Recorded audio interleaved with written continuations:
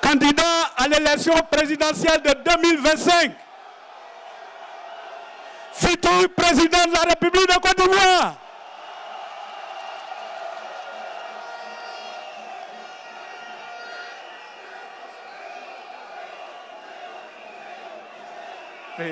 Président. Merci. Madame Nadi Bangba Bago, épouse de notre vénéré chef,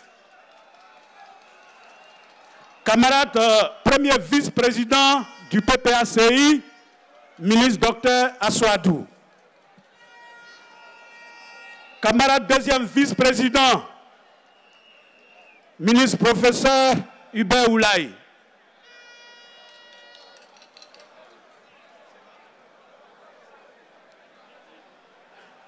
camarade président et membre du comité de contrôle, camarade membre de la haute direction,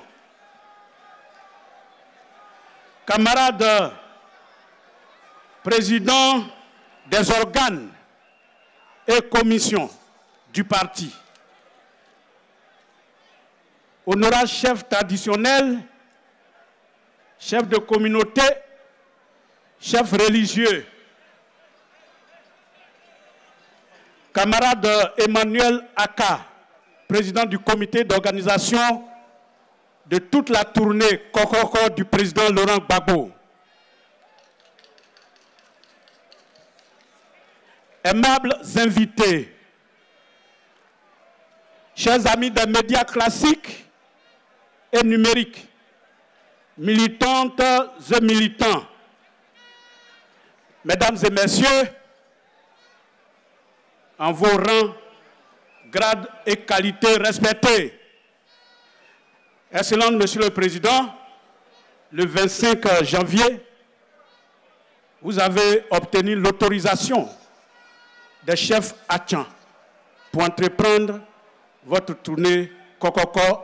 C'était lors d'une visite à la chefferie à Djamé. Le 8 février, vous étiez à Makori. Aujourd'hui, 1er mars, vous voilà à Cocody. Chers amis de Cocody, c'est votre tour.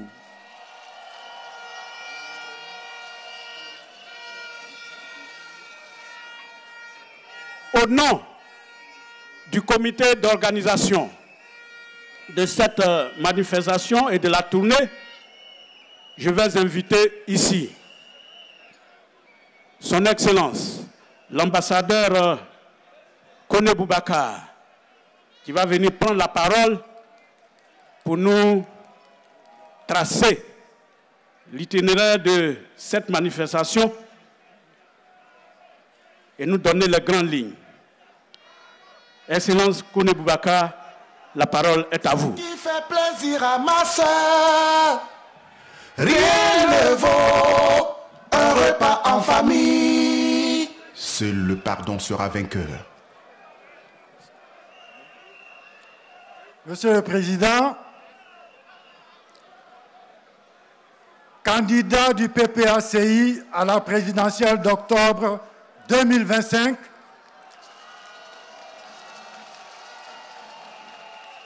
candidat 100%, en route pour le palais présidentiel du plateau. Le comité d'organisation de votre Kokoko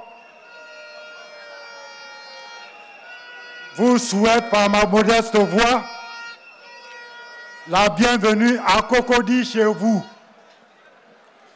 Je dis bien ici à Cocody chez vous.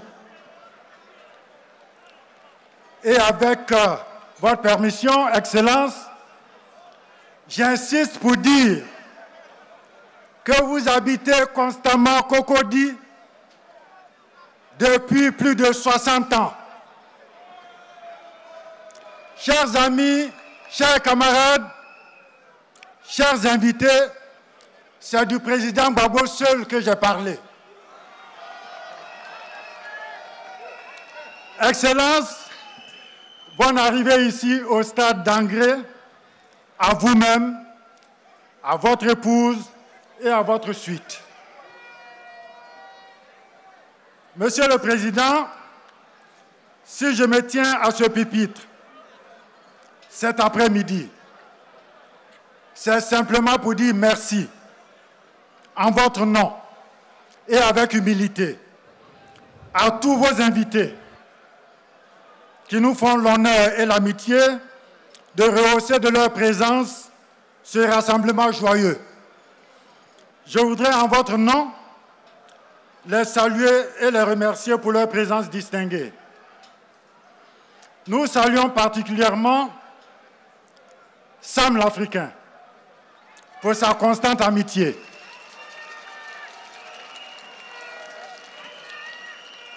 Chef Koutoua Mobio, merci beaucoup. À vous tous, vénérables chefs de village, chefs coutumiers, chefs de communauté, guides religieux, responsables d'associations et leaders d'opinion, le comité d'organisation exprime son infinie gratitude pour votre présence. Excellence, Monsieur le Président, une fois n'est pas coutume, qu'il me soit permis de dire publiquement merci à vos plus proches collaborateurs de la haute direction du PPACI pour leur humble mais ô combien déterminante implication pratique dans la mobilisation de ce rassemblement. Merci, Monsieur le Président, de nous avoir permis de mettre au sol vos combattants les plus aguerris, vos ministres, gouverneurs, préfets, directeurs généraux, élus, tous sont descendus avec humilité et enthousiasme dans les quartiers et villages de Cocody, de Bingerville, d'Adjamé, Atekoubé, Plateau, Abobo, Anyama, Brofodoumé et j'en passe, à la rencontre de vos concitoyens les plus humbles, pour les inviter à venir vous écouter.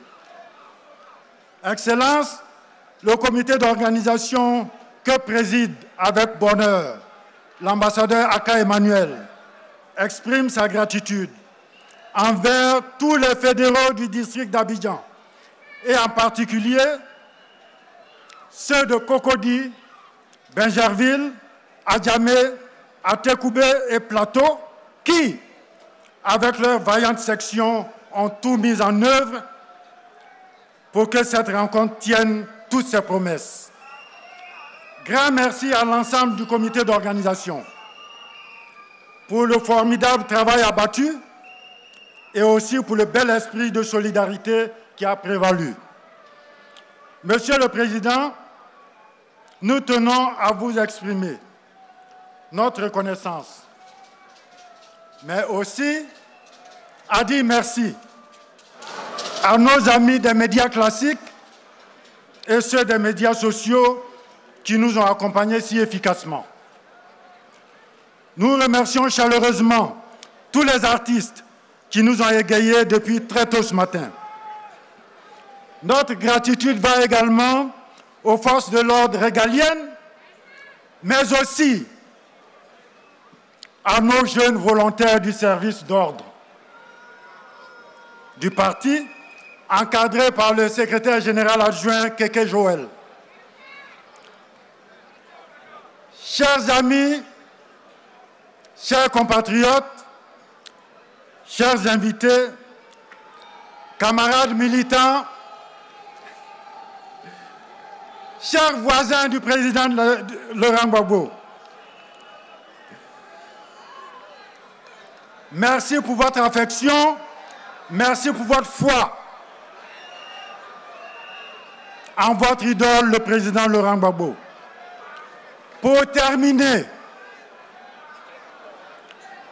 chers amis, parce qu'une œuvre humaine n'est jamais parfaite, le comité d'organisation demande pardon pour tous les nombreux désagréments. Pardon à celui qui est mal assis.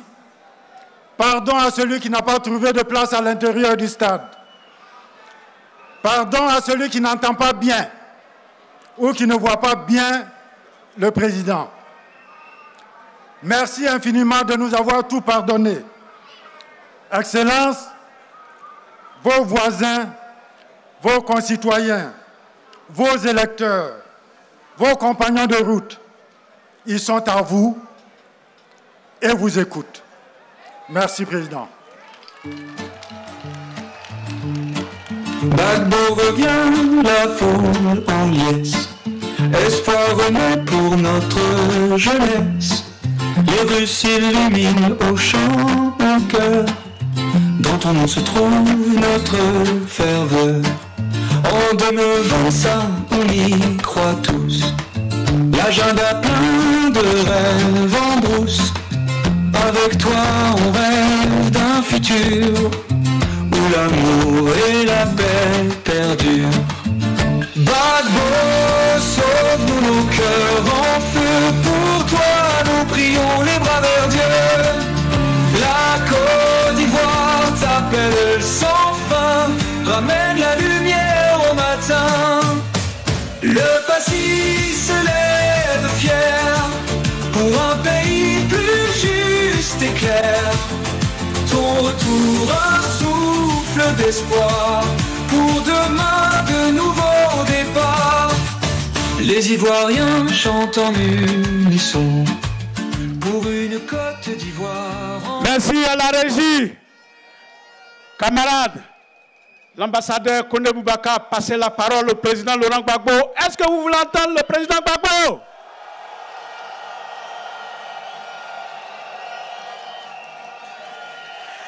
Est-ce que vous voulez entendre votre président?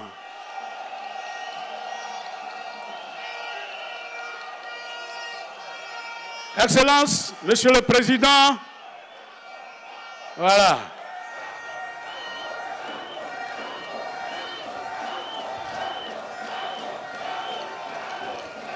Merci. Merci, le Président vous a entendu. Il va répondre tout à l'heure. Excellence, Monsieur le Président, en m'effaçant pour vous laisser toute la place, je voudrais juste qu'on salue quand même la présence de M. Macagnon Ludovic. Il est délégué PDCI de Lakota 3, membre du bureau politique. Il a tenu à titre personnel à venir assister à ce meeting. Il est sous la bâche officielle en face de nous. Nous voulons enfin saluer et dire notre soutien en tant qu'homme de médias à Souleymane Kone, dit Gbagbo Kone,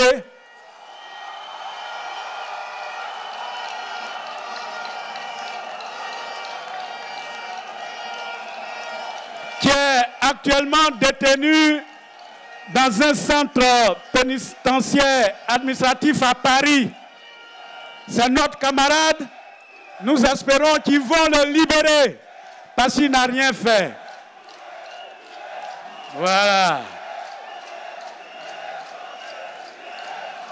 Excellent, Monsieur le Président. D'accord. Libérer Kone. Voilà. Ils vous ont entendu. Ils vous ont entendu. Ils vous ont entendu. Et les nombreux espions et espionnes qui sont ici vont rapporter ça. On se connaît. Je voudrais qu'on salue, parce qu'elle est arrivée au moment où l'ambassadeur Kone Boubacar faisait son discours. Je voudrais qu'on salue la voisine de notre première dame. Je voudrais qu'on salue la diva Aïcha Kone.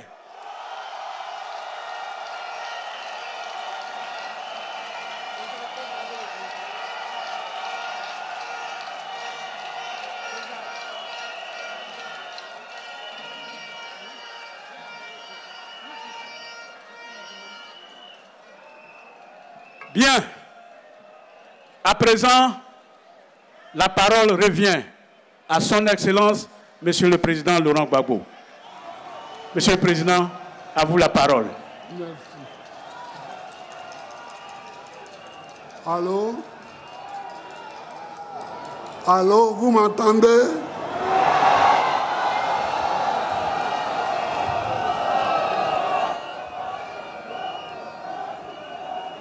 Vous m'entendez, hein? D'accord.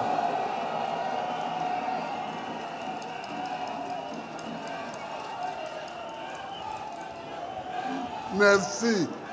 Merci. Mais ça dépend de vous. Gbagbo président, mais ça dépend de vous.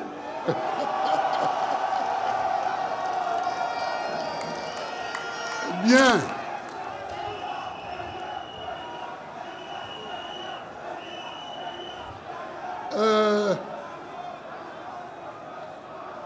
César Etou a soulevé le problème de l'arrestation de Koné Souleymane qui, par affection pour moi, se fait appeler Gbagbo Koné Souleymane.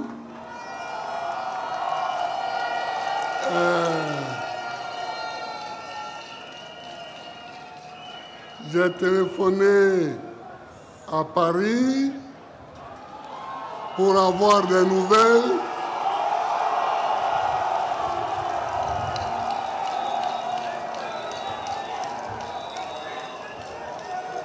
Je n'ai pas pu avoir son avocat, mais je crois qu'il a déjà 2 ou 3 avocats qui s'occupent de cette affaire et j'espère qu'elle va bien se terminer.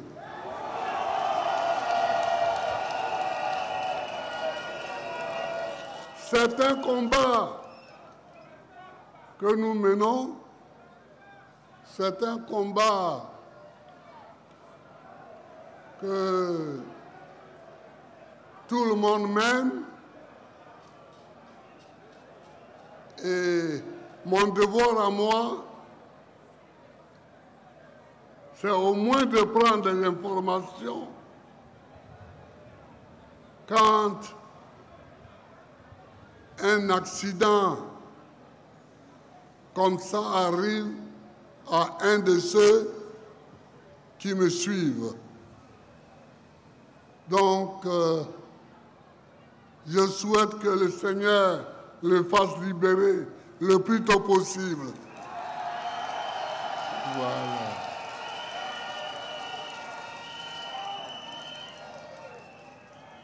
Maintenant, nous revenons ici, chez nous, à Abidjan. Et aujourd'hui, nous sommes à Cocody. Je salue notre camarade du PDCI dont on m'a parlé tout à l'heure. Je salue évidemment ma petite sœur et cousine Aïcha Koné qui est arrivée ici. Et puis je salue tous les responsables du parti.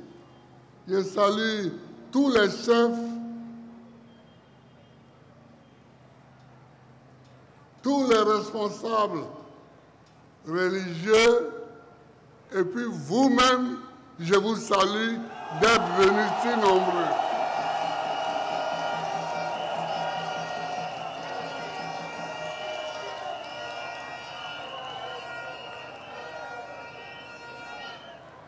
De quoi allons-nous parler aujourd'hui?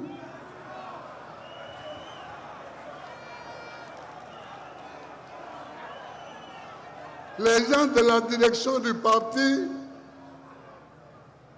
vont entendre ce que je leur ai déjà dit.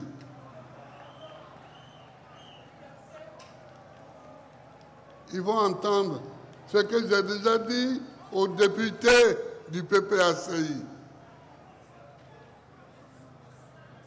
Il y a aujourd'hui des problèmes de terre en Côte d'Ivoire, les problèmes fonciers en Côte d'Ivoire. Vous trouvez un bout de terre, il y a 5 personnes qui ont des papiers sur cette terre-là.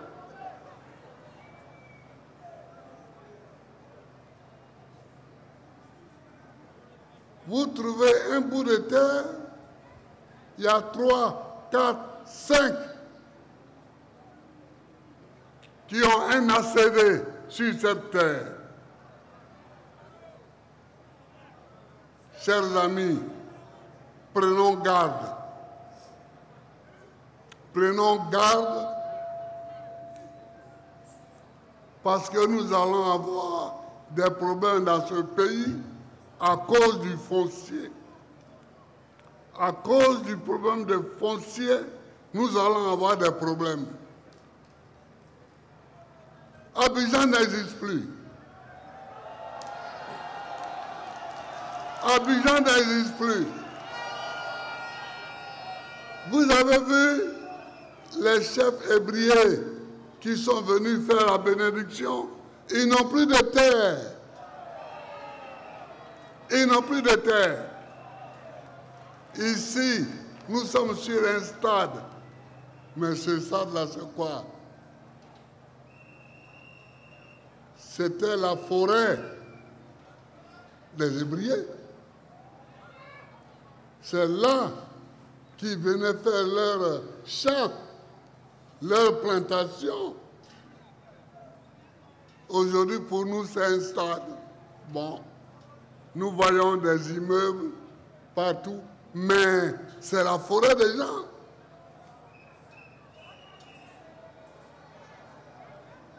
C'était la forêt des gens.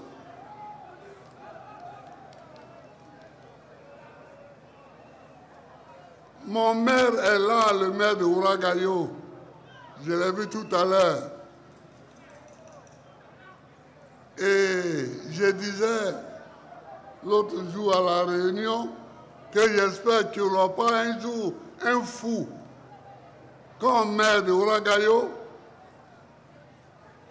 qui va se lever pour aller détruire toutes les cases, toutes les maisons, soit disant qu'il va construire des boulevards, soit disant qu'il va...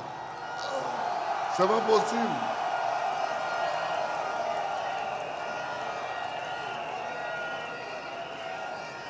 Je trouve que ce qui s'est fait à Djamé est une honte pour la Côte d'Ivoire. C'est vraiment une honte. Vous allez casser un village. Enfin, on est où là? On est quoi là? On est où? Moi, je suis arrivé à Abidjan en 1962. Ce village était là. Anono était là où il est. Awobaoulé était là.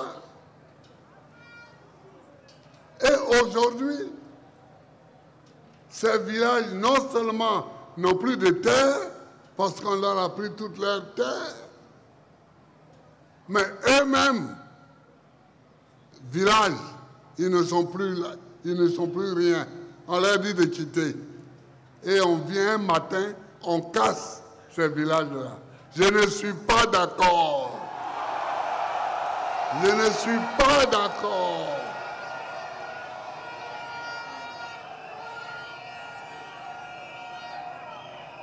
Et je le répète, je ne peux pas être d'accord avec des mesures qui déshumanisent les hommes. Mais ils vont aller où maintenant? Les gens d'Agamé, ils vont aller où? Je leur ai dit que leur sol leur appartient. Parce que quand vous allez faire de moi président de la République, je reconstruirai le village.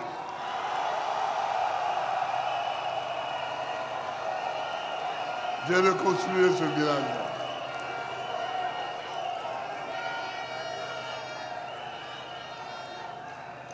Mais il y a plus grave. Il y a plus grave que ça. Aujourd'hui, on voit que les Hébrieux n'ont plus de terre. Ça se voit à l'œil nu. Parce que quand nous parcourons Abidjan est la déformation du mot Bidjan. Quand nous parcourons Abidjan, il n'y a plus un seul espace pour faire ni du cacao, ni du café, ni même du manioc.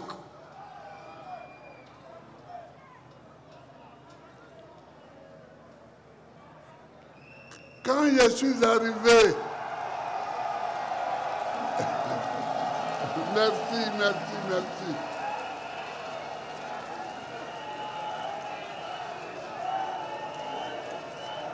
Quand je suis arrivé dans cette ville, il y avait encore de la forêt.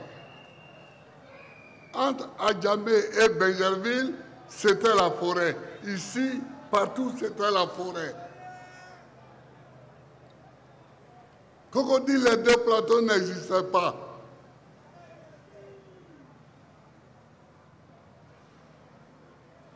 On a dit deux plateaux le jour de la mort de De Gaulle. Quand la télévision et la radio ont dit que les chefs d'État sont allés à l'enterrement de De Gaulle à colomber les deux églises, alors on a pris les deux églises pour en faire les deux plateaux. Et on a créé un nouveau quartier. C'était en 1970 ou 71. À partir de ce moment-là, on a continué à tout casser. À casser toute la forêt. Yorobité, c'était en pleine forêt. Mais aujourd'hui, où est Yorobité?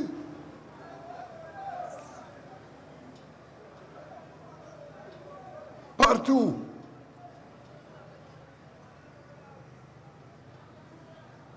Akwedo dépendait de Benjerville.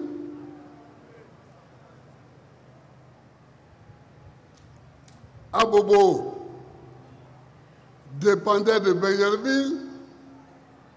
Yopougon dépendait de Benjerville. Les vieux là, ils me connaissent.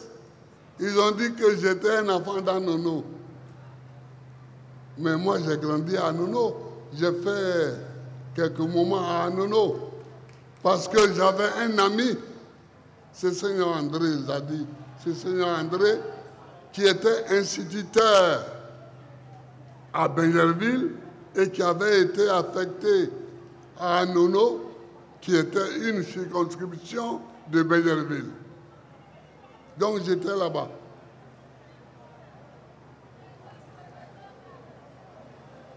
Mais tout ça, aujourd'hui même, où est Anono? Où sont les terres d'Anono? Où sont les terres d'Abobo Baoulé? Où sont les terres d'Abobo Baoulé? Où sont les terres de Djorobité? Où est Djorobité même? Où sont les terres d'Adjamé? Où sont les terres de Kouté? Yopougon-Koute, où sont les terres de Yopougon-Koute? Rien.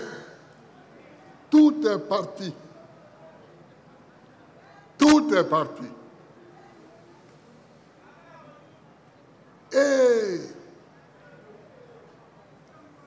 c'est voyant tout cela que la loi a été prise en 1982 de transférer la capitale à Yamoussoukro.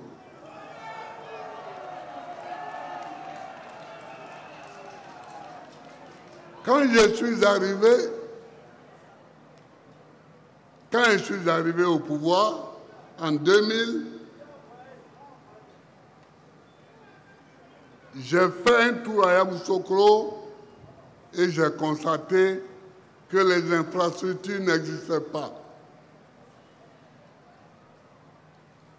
Je me suis mis à bâtir Yamoussoukro.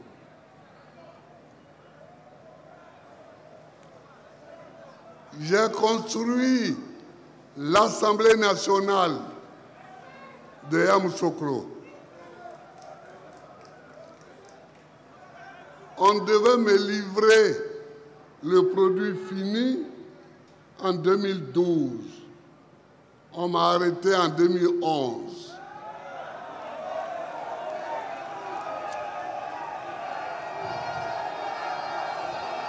Allez voir à Yamoussoukro,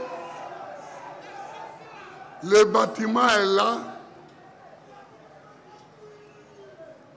presque achevé, et on l'a laissé comme ça dans la brousse. Et je n'ai pas emprunté un seul franc pour le faire.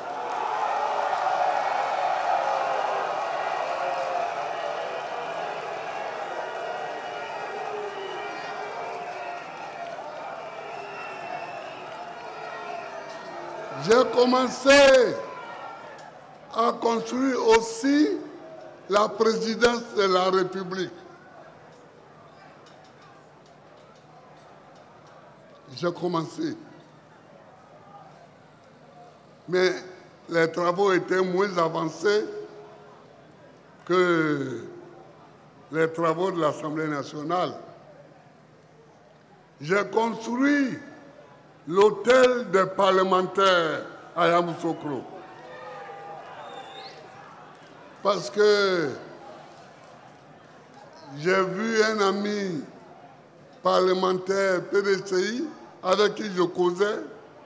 Je lui ai dit, je suis en train d'achever le nouveau parlement à Yamoussoukro. Il dit, mais Babo, toi aussi. Moi, j'ai emprunté pour construire ma maison à Abidjan. Je n'ai même pas fini de payer les traites. Et tu nous dis d'aller à Yamoussoukro. J'ai dit, bon, si c'est ça, je vais vous faire un hôtel. Et j'ai fait l'hôtel. L'hôtel des parlementaires, il existe à Yamoussoukro.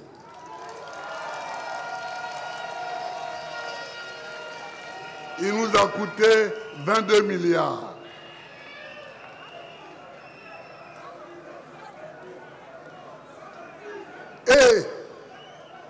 Et quand j'ai vu que parce que les gens ne disent pas la vérité ici. Les gens ne disent pas la vérité. Quand j'ai vu que tous les services ne pouvaient pas aller immédiatement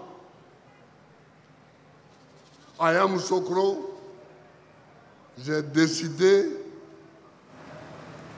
de faire en sorte que l'autoroute aille jusqu'à Yamoussoukro. Quand Oufoué a fait l'autoroute de Yamoussoukro, l'autoroute s'arrêtait à Saint-Grobo.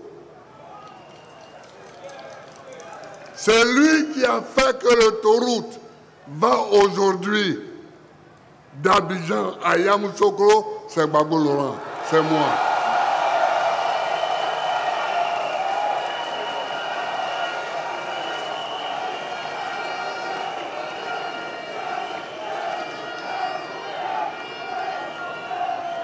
Les gens font comme si c'est eux qui ont fait l'autoroute. Alors, mais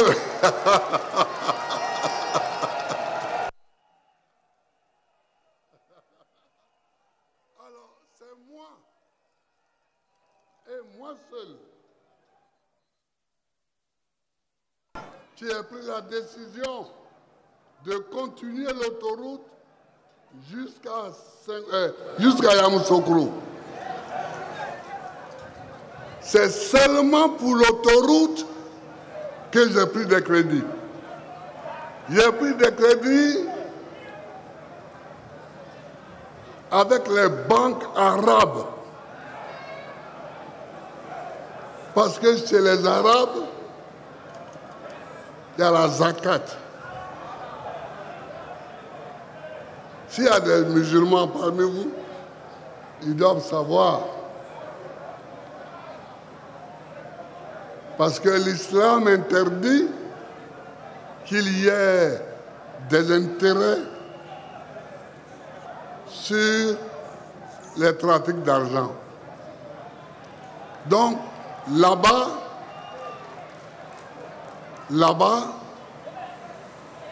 avec cette zakat-là, les crédits sont au minimum.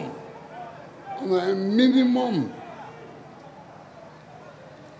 Donc je suis allé là-bas. Et vous avez un témoin que vous pouvez interroger. C'est Patrick Hachi. C'est lui que j'avais envoyé. Donc, vous pouvez...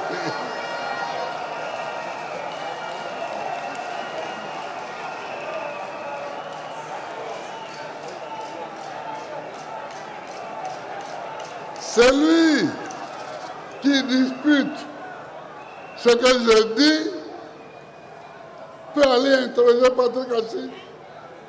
Il n'a même pas besoin de l'amener ici, il peut aller chez lui pour l'interroger. C'est lui qui a négocié notre entrée dans l'association des pays qui bénéficiaient des négociations avec les pays arabes. Et nous avons construit l'autoroute. Et c'est pendant que nous construisions l'autoroute de Saint-Grobo à Yamoussoukro que les gens de Jacquesville m'ont demandé de faire un pont. Parce que pour aller à Jacquesville, c'était la galère. Il fallait prendre un bac. Alors,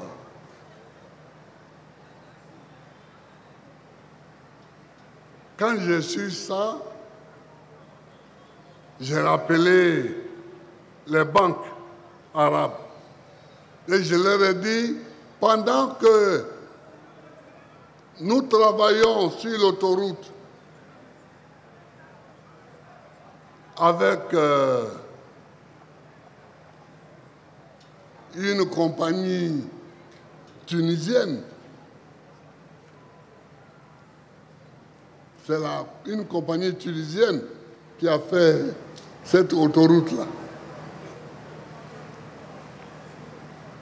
Alors, pendant que nous faisons ça, est-ce que vous pouvez me faire un petit crochet là pour aller à Yamoussoukro, pour aller à Jacquesville?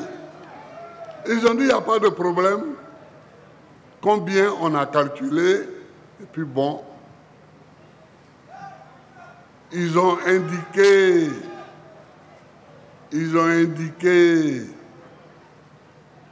une société égyptienne. Et c'est cette société égyptienne-là qui a fait le pont entre Abidjan et Jacquesville. Donc voilà les travaux que nous avons faits pour décongestionner Abidjan et amener les gens ailleurs. Et j'avais pris une décision pour éviter ce qui est arrivé à Abidjan, la décision que j'avais prise et que je vais appliquer demain quand je serai de nouveau à la présidence.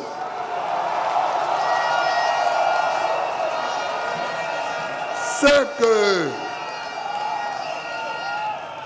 on ne mettra pas la capitale à Yamoussoukro et puis toutes les usines à Yamoussoukro. Non.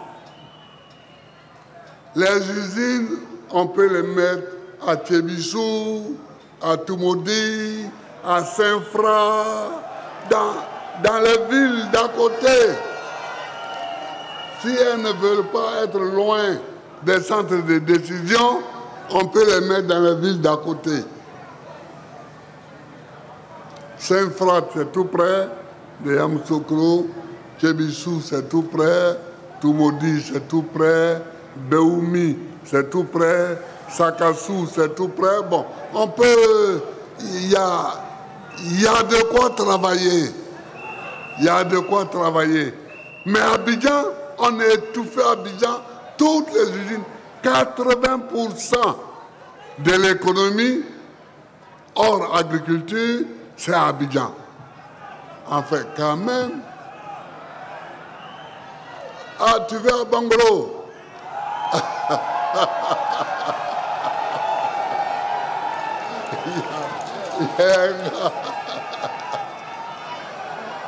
Bon, j'ai entendu.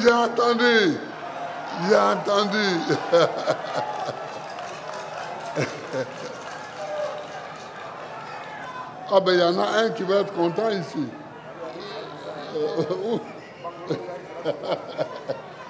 Il y a quelqu'un de Bangolo ici qui va être content. Hein?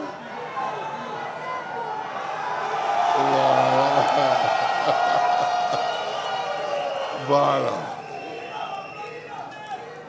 Donc, chers amis, il faut, si nous voulons éviter des bagarres demain, si nous voulons éviter des guerres liées au foncier, il faut faire une loi sur le foncier. La loi de 1998, proposée par celui qui était alors mon ami et qui, hélas, nous a quittés il n'y a pas très longtemps, Lambert Kwasi Kona, ministre de l'Agriculture de Bédié, elle était bonne, mais elle était seulement une loi pour le foncier rural. Elle était seulement une loi pour les villages. Mais pour les villes,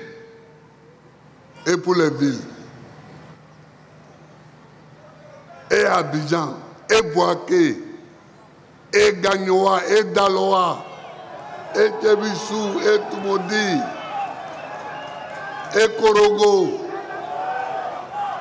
et Ogéné, il faut faire une loi globale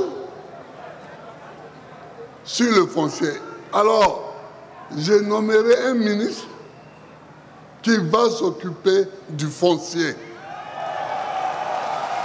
Il va s'occuper du foncier. Il va s'occuper du foncier parce que on voit les ravages. On voit les ravages que cela fait.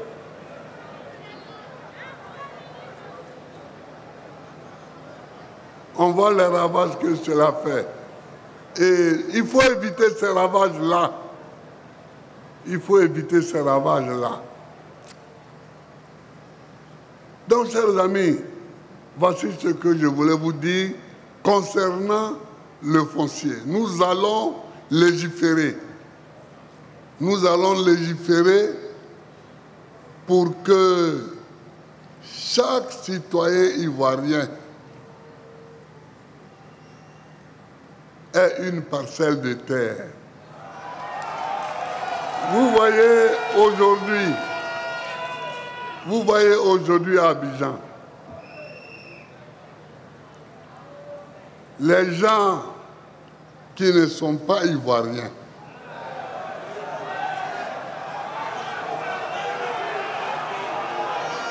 allô, laissez-moi terminer.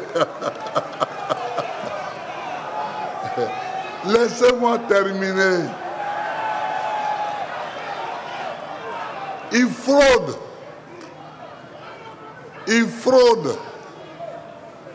pour avoir la nationalité. Et une fois qu'ils ont la nationalité, avec ce document, ils fraudent pour avoir la terre.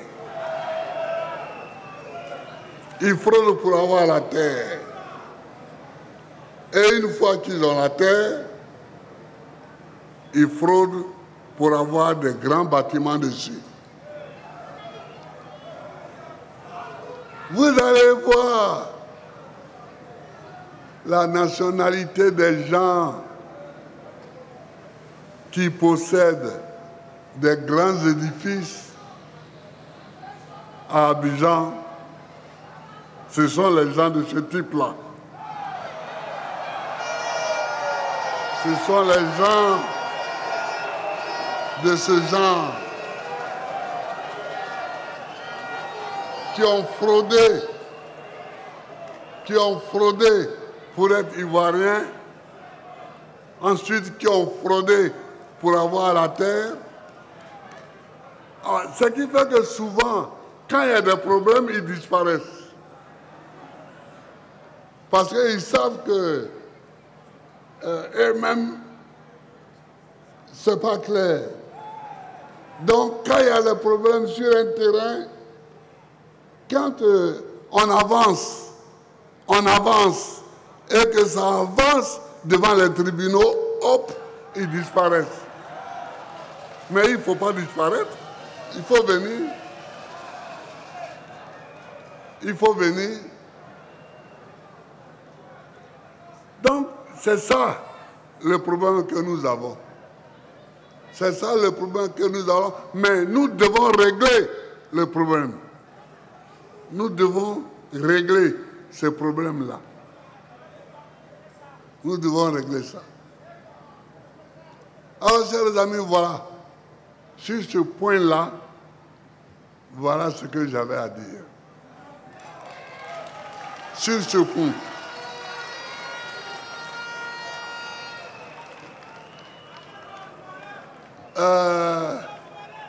Mais une autre fois, je parlerai d'un autre problème qui est la déforestation. Aujourd'hui, en Côte d'Ivoire, il n'y a plus de forêt. Il n'y a plus de forêt. Les gens qui ont des entreprises qui travaillent le bois n'ont plus de travail. Quand j'étais président à l'époque, j'avais même envoyé une délégation au Libéria pour que le Libéria nous autorise à couper un peu de bois dans leur forêt. On n'avait pas eu gain de cause. On n'avait pas eu gain de cause. Parce qu'en Côte d'Ivoire, à un moment, c'était la folie. C'était la folie. Tu vois une fille qui est ta voisine de quartier, 2 jours après, tu la vois, elle est couchée derrière une 505.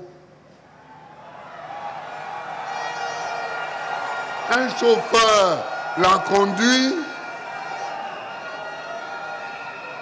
elle est bien. Mais c'est parce qu'un gars des eaux et forêts lui a donné un permis d'exploitation. Et elle n'est pas exploitée. Elle est allée trouver quelqu'un pour lui dire, bon, moi je te donne mon permis, mais pourvu que tu me donnes 500 000 francs par mois. Et il y a des gens qui sont d'accord avec ça. Puis eux, ils gagnent plus. Donc, tu vois la fille, elle te reconnaît, elle te voit, elle tourne la tête parce que tu n'es plus de sa catégorie. Elle n'est plus de ta catégorie. Donc, elle regarde ailleurs et puis elle s'en va. Mais on a fait ça. Quand on fait ça, là, ça ne dure pas. On a fait ça de 60. Non, laissez celui-là, là où il est. Voilà.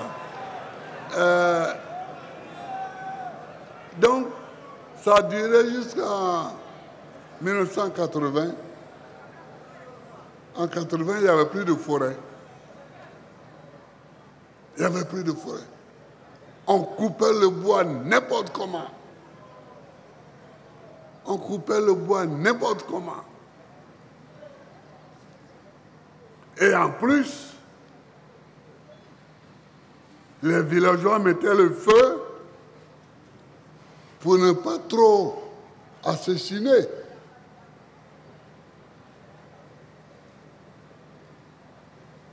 Chez nous, là-bas, quand on faisait des rizières,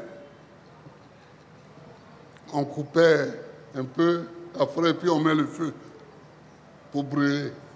Or, le feu, là, c'est pas un homme, le feu est aveugle. Le feu brûle tout. Brûle tout. Alors, on a perdu la terre. Non, chers amis, il faut faire une loi sur le foncier. Il faut que quelqu'un qui s'y connaisse fasse une loi sur la terre, sur la forêt et sur la terre urbaine. Mais sur la terre urbaine, ça devient urgent. Ça devient urgent et je suis étonné que ceux qui nous gouvernent provisoirement ne voient pas ça.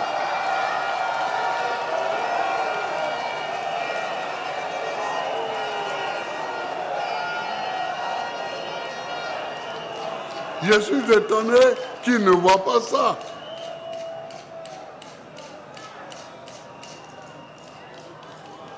Parce que ne pas voir ça, c'est ne pas regarder la Côte d'Ivoire. C'est ne pas regarder la Côte d'Ivoire. Il n'y a pas un seul endroit d'Abidjan où il n'y a pas de problème de terre.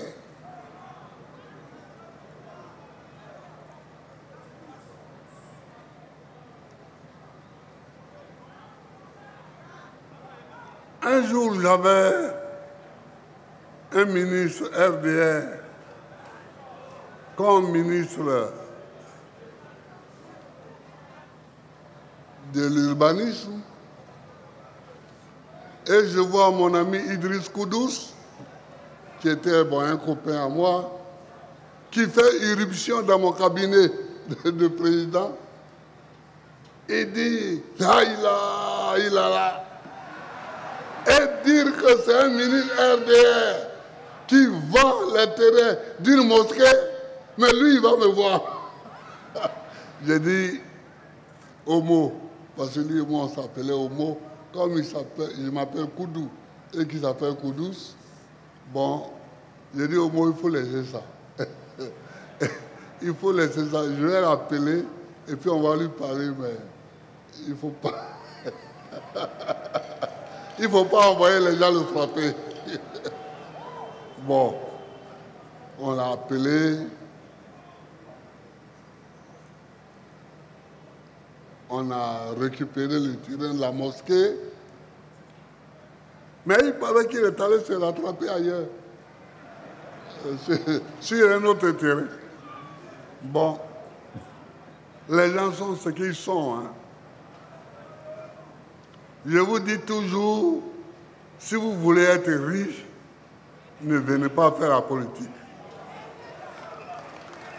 Faites des entreprises. Mais si vous venez faire la politique et que par la politique vous devenez riche, c'est que vous êtes un voleur. Voilà.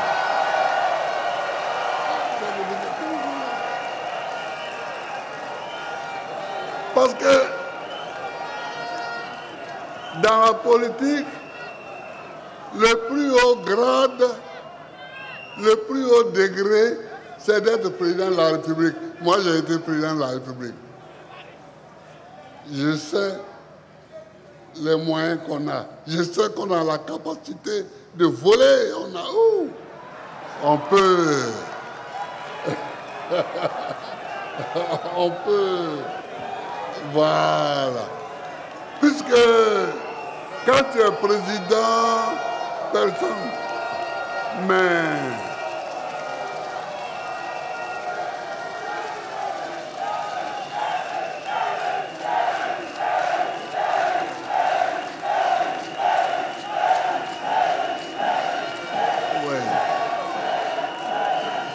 donc,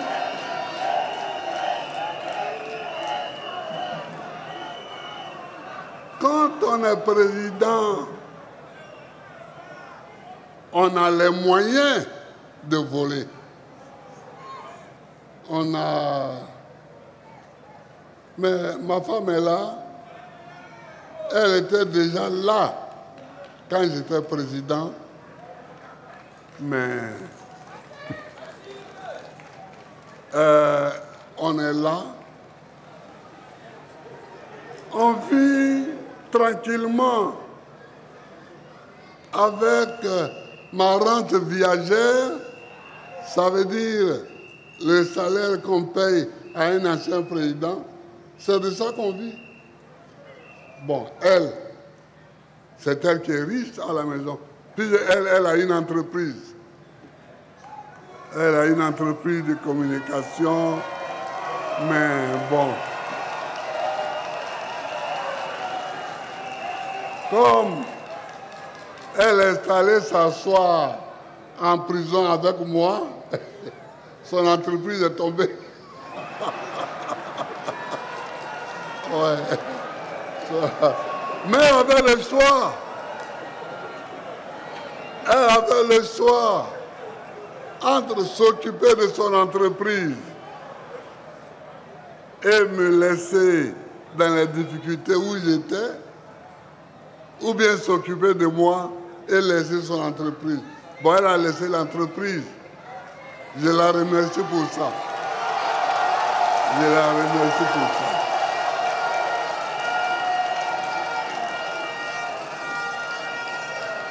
Mais ce que je veux vous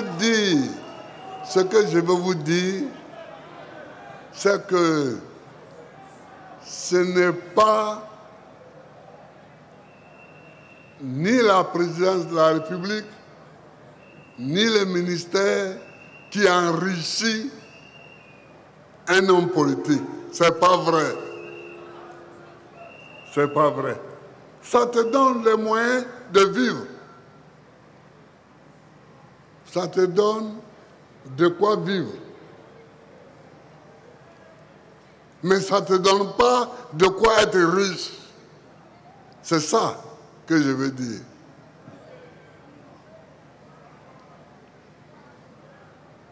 Alors il y en a, on voit ici des hommes politiques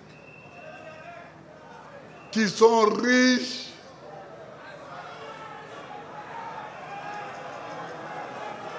qui ont l'argent. Mais où ils ont pris tout ça?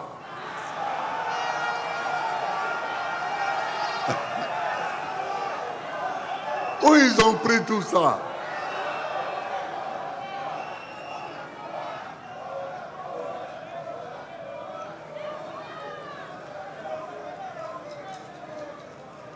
Alors, c'est de ça que je veux vous parler. Méfiez-vous, jeunes gens, méfiez-vous. Si vous voulez être riche, faites des affaires. Mais ne faites pas la politique. Mais si vous faites la politique, faites-le proprement. Moi, depuis je parle, et je parle, mais il n'y a rien, parce que je ne vole pas, je n'ai pas volé.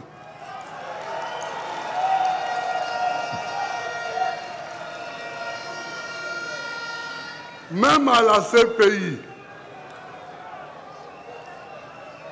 on m'a déclaré indigent. Indigent, en bon français, ça veut dire pauvre.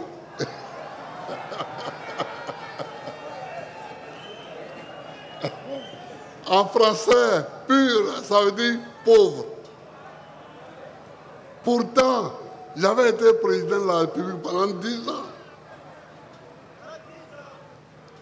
Mais arrivé là-bas, on m'a déclaré indigent. Ce qui fait que c'est la CPI qui a payé mon avocat.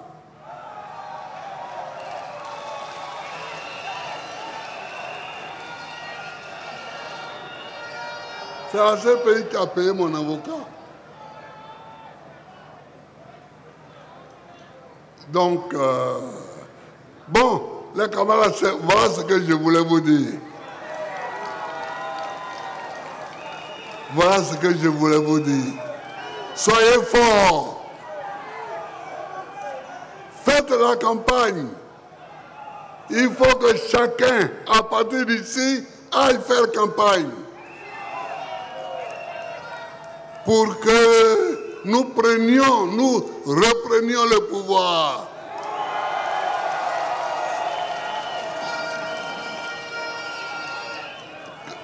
Car quand nous aurons le pouvoir, on n'aura plus le problème du foncier. Nous allons régler ça. Nous allons régler ça. Les ébriers, c'est eux qui ont été dépouillés. Mais il ne faut pas dépouiller quelqu'un d'autre. On a dépouillé les ébriers de leur terre. J'ai dit, d'Adjamé à Bégerville, c'était la forêt. Aujourd'hui, nous sommes dans la forêt. Ce qui était la forêt, là, c'est dedans, nous sommes là aujourd'hui. Est-ce que ça, c'est normal? De Trècheville à Bassam, c'était la forêt. De Port-Boué à Bassam, c'était la forêt. Est-ce qu'aujourd'hui, il y a la forêt là-bas? Il n'y a pas la forêt.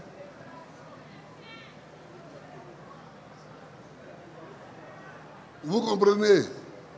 Donc, il faut que nous nous battions pour que nos forêts restent, pour que nos parents aient de quoi faire leurs plantations, pour qu'ils aient de quoi... Bon, je vous remercie. Que Dieu bénisse la Côte d'Ivoire. Que Dieu vous bénisse tous.